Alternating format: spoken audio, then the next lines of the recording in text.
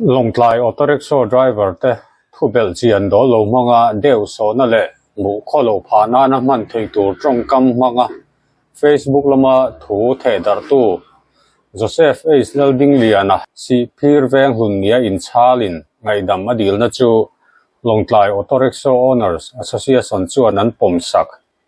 July ni somthum sa ni somni pali ania Facebook a Joseph namte tia inda Joseph H. Ding liana hian Facebook lama thu da chua pakhat atui ni na Longtlai auto rickshaw khaltu te chu tharum tho hrelo hoi hom na nei lo anga asoi chu Longtlai auto rickshaw owners association chuan an ngai thu takin auto rickshaw manga eizong tu te mu sit na le an eizon na thlenga a thalo zong ngong nei thea ngain district court Longtlai a kalin Joseph H. Ding lian hi legal notice pek ani duwa athil ti chu poi ati thu soin ziakin ngaidam adila Longtlai auto rickshaw owners association chuan ngaidam tha antia a intia manga dot manga auto rickshaw manga eizong te pu to lo se an du thu an soya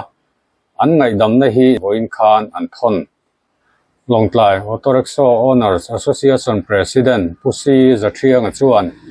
Longtlai auto rickshaw manga eizong tu te chu khosa khar sa te ni ma se theitop chuin mi pui rongbol tu an ni na hoi hom na an lan tir thin lai le helam hoya khau taka association ten an dan jam nuaya an in en kol laya dot manga pu an ni chu hrethiam lo hle ma se ngai dam dil na an don chu za om an ti in an ngai dam ti asoi Joseph namte in Facebook page pakata Longtlai auto rickshaw te chungchanga moi lo takin post alo siama chuta chuan keini Longtlai auto rickshaw owner association ten hea post kan ngai chutak hlea Longtlai auto rickshaw te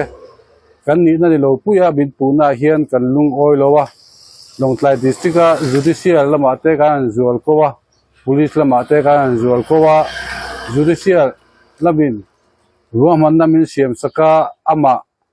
Joseph namte po hi adik takte kan mian chui chu saka anchunga po kan lom le a Joseph point Longtlai auto rickshaw association na ngai damaron dila ti chuan keini Longtlai auto rickshaw owner association te point wi uluktakin kan ngai tua min ngai dam aron ti chuan ti in ataki kan ngai dam ta ni ti chuan auto rickshaw hi nihal sa tete eizong te kan nia kan hal sadan te po ain chen lo wiawang chuti laya moi lo taka auto rickshaw te kan eizon na nek chep theang zonga thupo som hi keini Longtlai auto rickshaw association chuan kan ngai thu tak hlea tun nu a heng tiang thili thleng to lo se kan du khop mai social media hi kan du lo emo